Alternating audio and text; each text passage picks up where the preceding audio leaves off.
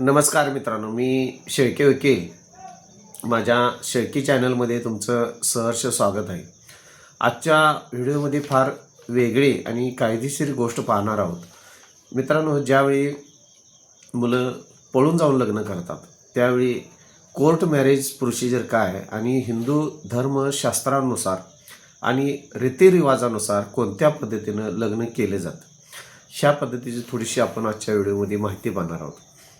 ज्यावेळी हिंदू धर्मशास्त्र रीतिरिवाजानुसार एखादा भटजी घेऊन आणि साक्षीदार घेऊन धार्मिक विधीप्रमाणे जे आपली हिंदू संस्कृती आहे त्या रीतिरिवाजाप्रमाणे जे लग्न केलं जातं किंवा धर्म रूढीप्रमाणे जे लग्न केलं जातं त्यामध्ये हिंदू मराठामध्ये 7 फेरे काढले जातात आणि 7वा फेरा ज्यावेळी पूर्ण होतो त्यावेळी लग्न परफॉर्मन्स म्हणजे लग्न झालं असं गृहीत धरलं जातं.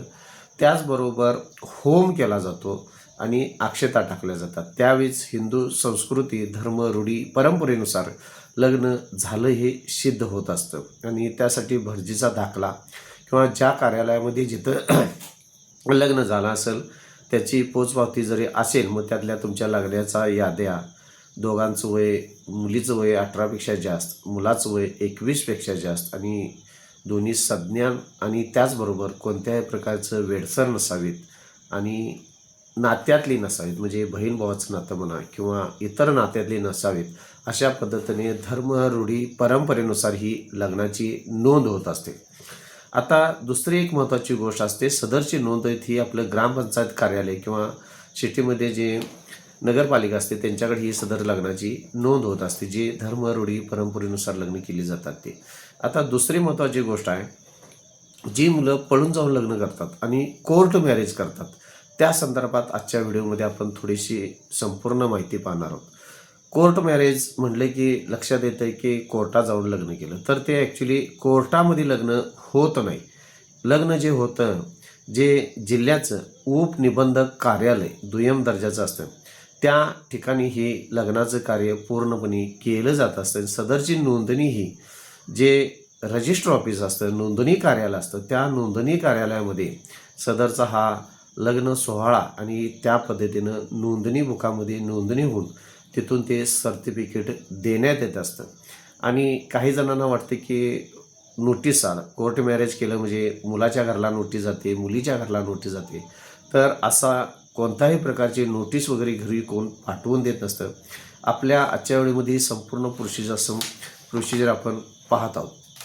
मित्रांनो, ज्यावेळी हिंदू शास्त्रानुसारच आणि रजिस्टर लग्न किंवा लग्न कोर्ट मॅरेज कशाला म्हटलं जातं ते आजच्या व्हिडिओमध्ये आपण पाहत आहोत. ह्यामध्ये जे लग्न झालं जातं ते विशेष विवाह कायदा 1954च्या अंतर्गत हा लग्न झालं जातं.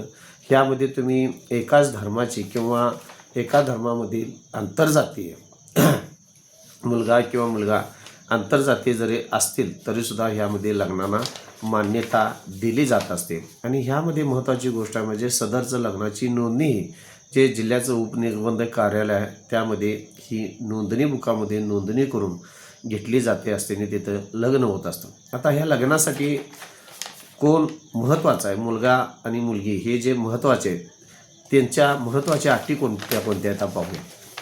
असं लग्न ज्यावेळी कोर्ट मॅरेज करायचं असतं त्यावेळी पहिली महत्त्वाची गोष्ट, जो मुलगा किंवा मुलगी लग्न करणार आहे त्यांचं आधी लग्न झालेलं नसलं पाहिजे, ते अविवाहित पाहिजेत दोघं पण.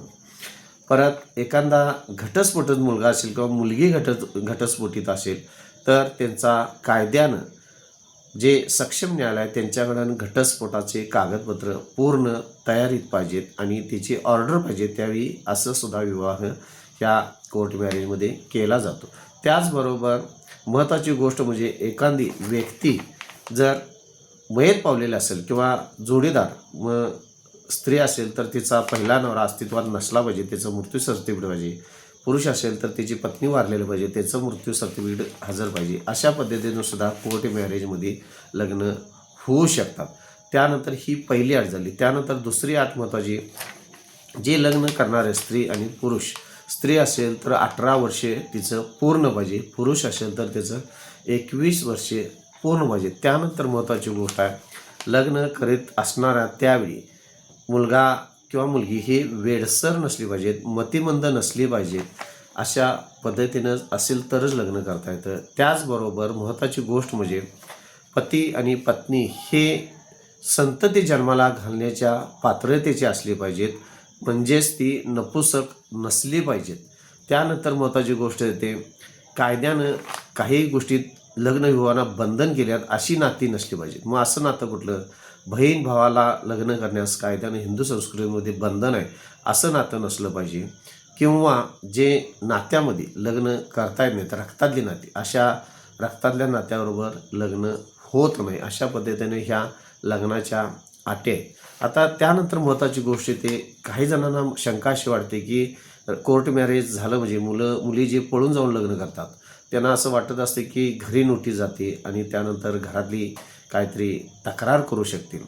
तर ह्यामध्ये असं सांगण्यात आलेलं आहे, नोटीस ही ज्यावेळी तुम्ही नोंदणी कार्यालयामध्ये एक फॉर्म असतो, मुलगा आणि मुलगीनं तो फॉर्म भरायचा, त्यानंतर नोंदणी बुकामध्ये त्याची नोंद होते आणि त्याची नोटीस ही जे कार्यालय, जिल्हा कार्यालय, त्यांच्या कार्यालयाच्या बाहेर जे नोटीस बोर्ड असतं त्या नोटीस बरोबर ते नोटीस लावली जाते, त्यालाच नोटीस पाठवलं असं म्हटलं जातं.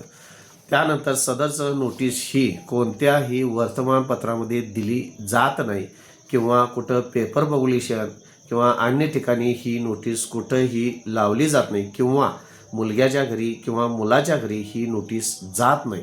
जे बोर्डवर लावली जाते त्यालाच ती नोटीस असं म्हटलं जातं.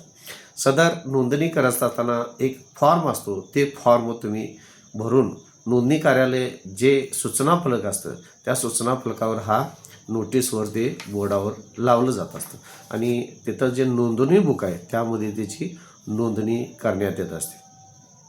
महत्त्वाची गोष्ट आहे, नोंदणी करत असताना जो मुलगा किंवा मुलगी लग्न करणार आहे ती ज्या जिल्ह्यात लग्न करणार आहे, ज्या कार्यालयामध्ये जे नोंदणी कार्यालय आहे त्या कार्यालय, जे जिल्ह्याचं कार्यालय आहे त्या जिल्ह्यात पती आणि पत्नी ही दोघं 1 महिना तरी वास्तव्याला असण्याचा पुरावा तिथं हजर करावा लागत असतो.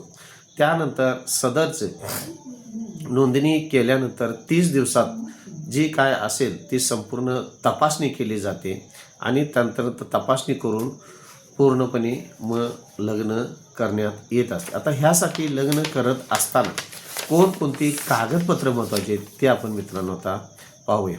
ह्यामध्ये मुलगा किंवा मुलगी असेल त्यांचा आधार कार्ड चालतं, आधार कार्ड नसेल तर पॅन कार्ड चालतं, पॅन कार्ड नसेल तर ड्रायव्हिंग लायसन्स चालतं. अशा पद्धतीनं आणि जे काय कुठं राहत असतील त्यांचे लाईट बिल जरी असेल तर ही डॉक्युमेंटपैकी एक चालतं. त्यानंतर महत्त्वाची गोष्ट आहे, मुलगीचं आणि मुलाचं 5-5 पासपोर्ट साईजचे फोटो लागतात. त्याबरोबर 3 साक्षीदार हे लागतात. 3 साक्षीदारांचे आधार कार्ड किंवा पॅन कार्ड हे तिघांचे हजर करावे लागत असतात. त्यानंतर सदरचं लग्न झाल्यानंतर जे नोंदणी कार्यालयामध्ये लग्न झाल्यानंतर जे प्रमाणपत्र मिळतं ते 2 किंवा 3 दिवसामध्ये ते प्रमाणपत्र मिळत असतं किंवा जास्तीत जास्त आठवड्यामध्ये तुम्हाला ते प्रमाणपत्र हे मिळत असतं. आता शेवटचा महत्त्वाचा मुद्दा येतो की अशा कार्यासाठी किंवा अशा लग्नासाठी कोर्ट मॅरेजसाठी एकूण खर्च किती येतो. आता काय होते, ज्यावेळी मुलगा किंवा मुलगी डायरेक्ट ज्यावेळी लग्न कार्यालयामध्ये तिथं जातात किंवा नोंदणी कार्यालयामध्ये तिथं जातात त्यावेळी सरासरी ही प्रोसिजर पडदशी लक्षात येत नाही. त्यासाठी एखादा वकील किंवा जे संबंधित माहिती असणारा जर तुम्ही मध्यस्थी म्हणून जर घातला किंवा वकिलांच्याकडे जर काम दिला तर साधारण वकिलांची फी 7,000 पासून जास्तीत जास्त 10,000 ते 12,000 इतकी ही वकिलांनी फी होऊ शकते. एवढा तुम्हाला साधारण खर्च येण्याची शक्यता असते. अशा पद्धतीनं महत्त्वाची गोष्ट म्हणजे हे कोर्ट मॅरेज केलं जात असतं. आणि ज्यावेळी तुम्ही कोर्ट मॅरेज करताय तुम्हाला एक तारीख दिली असते, त्या तारखे दिवशी तुम्ही हजर राहत असताना जे तुम्ही कागदपत्र दिलेले आहेत मग त्यामध्ये तुमचं ड्रायव्हिंग असेल, 5 फोटो असतील किंवा तुमचं पॅन कार्ड असेल किंवा आधार कार्ड असेल, ह्याचे ओरिजिनल जे डॉक्युमेंट आहेत ते तुम्ही रजिस्टर कार्यालयामध्ये घेऊन जाणं गरजेचं आहे. आणि त्यानंतर जे साक्षीदार आहेत ते साक्षीदारांची आणि तुमचे जे डॉक्युमेंट्स आहेत त्यांची संपूर्ण तपासणी केली जाते. त्यानंतर तुम्हाला रजिस्टर लग्न झाल्यानंतर रजिस्टर तुमचं नोंदणीपत्र हे लग्नाचं विवाह नोंदणीपत्र तयार केलं जातं आणि सदर तुम्हाला ते 2 किंवा 3 दिवसामध्ये तुम्हाला त्या कार्यालयामध्ये मिळून जातं. अशा पद्धतीनं ही कोर्ट मॅरेज करण्याची प्रोसिजर आहे. ह्या प्रोसिजरमध्ये कोणत्याही प्रकारे इतर मुलावर किंवा मुलीवर दडपण असू नये अशा पद्धतीनं एकमेकाला तिथं विचारलं जात असतं. ही झाली कोर्ट प्रोसिजर कशी असते आणि धार्मिक पद्धतीनं आपण लग्न करतो त्यांची प्रोसिजर कशी असते. मित्रांनो, जर माझा व्हिडिओ आवडलेला असेल तर सबस्क्राईब करा, लाईक करा, शेअर करा आणि काही आपणास शंका जर असेल तर मला कमेंटमध्ये लिहून पाठवा. अन्यथा माझा फोन नंबर आहे 940 323 1100. काही अडीअडचणी असतील, लग्नाच्या संदर्भात असतील किंवा विवाहाच्या संदर्भात असतील किंवा कोर्ट कचेरीच्या संदर्भात असतील तर संध्याकाळी 5 ते 8 आपण फोन करू शकता. धन्यवाद मित्र.